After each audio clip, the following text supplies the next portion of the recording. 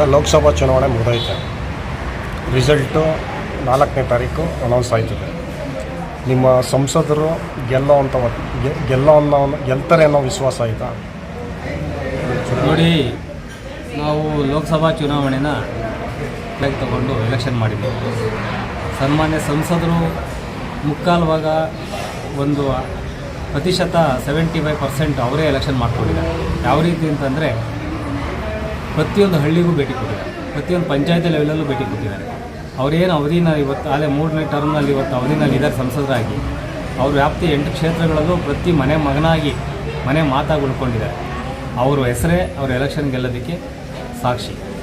ಹಾಗೆ ಅವರು ಇವತ್ತಿನ ಉಪಮುಖ್ಯಮಂತ್ರಿಗಳ ಸಹೋದರರು, ಅವ್ರಿಗೂ ಪಕ್ಷದ ಬಗ್ಗೆ ಗೆಲುವಿನ ಬಗ್ಗೆ ಆಸಕ್ತಿ ಇದೆ. ಆ ನಿಟ್ಟಿನಲ್ಲಿ ಎಲೆಕ್ಷನ್ ಮಾಡಿದ್ದಾರೆ. ಅದ್ರ ಜೊತೆಯಲ್ಲಿ ಸನ್ಮಾನ್ಯ ಶಾಸಕರು ನಮ್ಮ 8 ಕ್ಷೇತ್ರಗಳ ಬಗ್ಗೆ ನನಗೆ ಅಷ್ಟು ಗೊತ್ತಿಲ್ಲ. ನಮ್ಮ ಕ್ಷೇತ್ರದ ಬಗ್ಗೆ ನನಗೇನೆಂದರೆ ಸನ್ಮಾನ್ಯ ಶಾಸಕರಾದಂಥ ಬಾಲಣ್ಣವರು, ಅವ್ರ ಸಹೋದರರಾದಂಥ ಅಶೋಕಣ್ಣವರು, ಮತ್ತು ನಮ್ಮ ರೇವಣ್ಣವರು, ಮತ್ತು CM ಲಿಂಗಪ್ಪನವರು, ಇವರೆಲ್ಲರೂ ಸಹ ಹಿರಿಯ ಮುತ್ಸದ್ದಿಗಳು ನಮಗೆ ಒಳ್ಳೆಯ ಮಾರ್ಗದರ್ಶನ ಮಾಡಿ ಪಂಚಾಯತಿ ಲೆವೆಲ್ ನಮ್ಮ ಪಂಚಾಯತಿ ಎಲೆಕ್ಷನಲ್ಲಿ ಯಾವ ರೀತಿ ಎಲೆಕ್ಷನ್ ಮನೆಗೂ ಕುಳಿತು ನಾವು ಯಾವ ರೀತಿ ಕೈ ಓಟ ಹಾಕ್ಸ್ಬೇಕು ಅಂತ ತೀರ್ಮಾನ ತೊಗೊಂಡು ಎಲೆಕ್ಷನ್ ಮಾಡಿದ್ವು. ಆ ರೀತಿಯೇ ನಾವು ಎಲೆಕ್ಷನ್ ಮಾಡಿದ್ವಿ. ಅದ್ರ ಜೊತೆಗೆ ಸರ್ಕಾರದ ಎಲ್ಲ ರೀತಿ 5 ಗ್ಯಾರಂಟಿಗಳು ನಮ್ಮ ಜನಗಳು ಕೈ ಸೇರಿದೆ. ಅದರಲ್ಲೂ ನಮ್ಮ ಅಕ್ಕ ತಂಗಿಯರು ಏನಿದ್ದಾರೆ ಅವ್ರು ಏನೇನೆಲ್ಲ ಸೌಲಭ್ಯಗಳು ತಲುಪಬೇಕು ಅದು ನಮ್ಮ ಸರ್ಕಾರ ಕೊಟ್ಟಿದೆ. ಅದು ನಮಗೆ ಮೊದಲನೇ ಬೆನಿಫಿಟ್. ನಾವು ಗೆಲ್ಲೋದಕ್ಕೆ ನಾವು ನುಡಿದಂತೆ ನಡೆದಿದ್ದೀವಿ.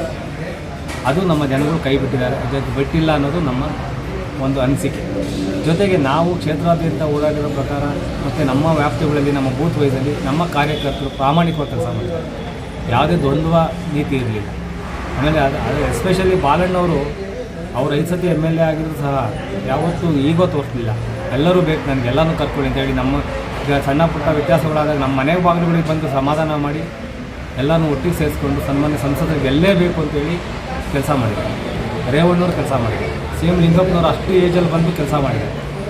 MLC ರವಿಯಣ್ಣ ಮಾಡಿದ್ದಾರೆ. ಎಲ್ಲ ಕಾರ್ಯಕರ್ತರು ಎಲ್ಲ ಲೀಡರ್ಸ್ ಕೆಲಸ ಮಾಡಿದ್ದಾರೆ. ಅದ್ರ ಜೊತೆಗೆ ನಾನು ತಿಳಿದಂಗೆ ಎಲ್ಲ ಕಡೆ ನನ್ನೂ ಒಳ್ಳೆಯ ಹೆಸರಿದೆ. ಕಾಂಗ್ರೆಸ್ ಪಕ್ಷಕ್ಕೂ ಒಳ್ಳೆಯ ಹೆಸರಿದೆ.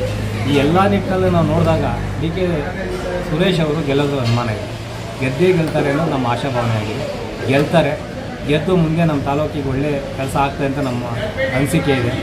ಜೊತೆಗೆ ಅವರು ಈ 8 ಕ್ಷೇತ್ರಗಳಲ್ಲಿ ಏನು ಹೋರಾಟ ಮಾಡಿದ್ದಾರೆ ಅವರಷ್ಟು 28 ಕ್ಷೇತ್ರದ MPಗಳಲ್ಲಿ ಅವರಷ್ಟು ಹೋರಾಟ ಮಾಡಿದವರೇ ಆಗಲಿ, ಮಾತಾಡಿದವರೇ ಆಗಲಿ, ವಿಚಾರಗಳು ತಿಳಿಸಿರೋದೇ ಆಗಲಿ, ಪ್ಲ್ಯಾನ್ ಮಾಡಿರೋದೇ ಆಗಲಿ ಯಾರೂ ಮಾಡಿಲ್ಲ. ಅದರಿಂದ DK ಸುರೇಶ್ ಅವರು ಅಂತರ ಹೇಳಲಿಕ್ಕೆ ಬರಲ್ಲ. ಇಲ್ಲಿ 8 ದೊಡ್ಡ ಕ್ಷೇತ್ರಗಳಿರೋದ್ರಿಂದ ಯಾವುದೋ ಒಂದು ಅಂತರದಲ್ಲಿ ಯಾವುದೋ ಒಂದು ಇದರಲ್ಲಿ ಅವ್ರು ಗೆಲ್ತಾರೆ ಅನ್ನೋ ಒಂದು ಆಶಾಭಾವನೆ ಇದೆ. ಒಳ್ಳೆಯ ವ್ಯಕ್ತಿ, ಹೋರಾಟಗಾರ, ಕೆಲಸಗಾರ ಅಂಥ ವ್ಯಕ್ತಿ ಗೆಲ್ತಾರೆ ಅನ್ನೋದು ಅವ್ರು ವೈಯಕ್ತಿಕವಾಗಿ ನಾವು ಅವ್ರನ್ನ ಮೊದಲು ನಾವು JDSನಲ್ಲಿದ್ದಾಗ ಅವ್ರ ಬಗ್ಗೆ ನಾವು ಭಾರಿ ರೋಷಾವೇಶಗಳಿದ್ವು. ಯಾಕೆಂದರೆ ಈ ಥರ ಮನುಷ್ಯ ಹೀಗೆ ಅಂತ. ಆದರೆ ಅವ್ರ ಹತ್ರಕ್ಕೆ ಹೋಗಿ ನೋಡಿದಾಗ ಗೊತ್ತಾಯಿತು ಅವ್ರ ಹಾರ್ಟ್ ಒಳ್ಳೆಯದು, ಕೆಲಸಗಾರ. ಅವ್ರು ಯಾರಿಗೂ ಮಣೆ ಹಾಕಲ್ಲ. ನನಗೂ ಒಂದೇ ಮಾತು, ಅವ್ರು ಬೇರೆಯವ್ರಿಗೂ ಒಂದೇ ಮಾತು. ಅಂದರೆ ನಾನೇನು ಹತ್ರದಲ್ಲಿದ್ದೀನಿ ಅಂತ ನಮ್ಮನ್ನು ಹೊಗಳುತ್ತಾರೆ ಅಂತ ಇಲ್ಲ. ನಮ್ಮ ತಪ್ಪನ್ನು ನೇರವಾಗಿ ಹೇಳ್ತಾರೆ. ಬಾಲಣ್ಣ ಹೇಗೋ ಹಾಗೆ ಬಾಲಣ್ಣನೂ ಹಾಗೆ. ನಾವೇನಾದರೂ ಯಾವುದಾದ್ರು ವಿಚಾರಗಳು ತಗೊಂಡ್ರೆ ಮೊದಲು ನೀನೇನು ಮಾಡಿದ್ದೀಯಪ್ಪ, ನಿಂದೇನು ತಪ್ಪಿದೆಯಪ್ಪ ಅಂತ ಕೇಳ್ತಾರೆ. ಆಮೇಲೆ ಬೇರೆಯವ್ರ ಬಗ್ಗೆ ಕೇಳ್ತಾರೆ. ಈ ಅಪಪ್ರಚಾರಗಳಿಗೆಲ್ಲ ಜನಗಳು ಮನ್ನಣೆ ಕೊಟ್ಟಿಲ್ಲ. ಆಮೇಲೆ ಹೃದಯವಂತರಿಗೆ ಓಟ್ ಹಾಕಿ ಅಂತ ಕೇಳಿದ್ದಾರೆ. ಹೃದಯವಂತರು ಅವರು ಒಪ್ಕೊಂತೀನಿ, ಅವ್ರು ಕೆಲಸ ಮಾಡಿದ್ದಾರೆ. ಆದರೆ ಅವ್ರ ಪ್ರೊಫೆಷನ್ನೇ ಬೇರೆ, ರಾಜಕಾರಣನೇ ಬೇರೆ. ಹಾಗಾಗಿ ನಾವು ಗೆಲ್ತೀವಿ ಅನ್ನೋ ಒಂದು ಆಶಾಭಾವನೆ ಇದೆ. ಚೆನ್ನಾಗಿ ಕೆಲಸ ಮಾಡಿದ್ದೀವಿ. ನಮ್ಮ ಕಾರ್ಯಕರ್ತರು ಗೊಂದಲ ಇರಲಿಲ್ಲ. ಪ್ರತಿಯೊಬ್ಬರು ಮಾತಾಗಿ ಮನೆಗೂ ತೆರಳಿ ಮತ ಕೇಳಿ ಅವ್ರಿಗೆ ಏನೇನು ಬೇಕು ಎಲ್ಲ ರೀತಿ ಸೌಲಭ್ಯಗಳನ್ನು ಕೊಟ್ಟು ನಾವು ಓಟ್ ತೊಗೊಂಡಿದ್ದೀವಿ ಅನ್ನೋ ಒಂದು ಆಶಾಭಾವನೆ ಇದೆ. ಅವ್ರು ಗೆಲ್ತಾರೆ. 4ನೇ ತಾರೀಕು ಒಂದು ಒಳ್ಳೆಯ ಸಿಹಿ ಸುದ್ದಿ ಬಂದೇ ಬರ್ತೇನೆ ಅನ್ನೋದು ನನ್ನ ಅನಿಸಿಕೆ.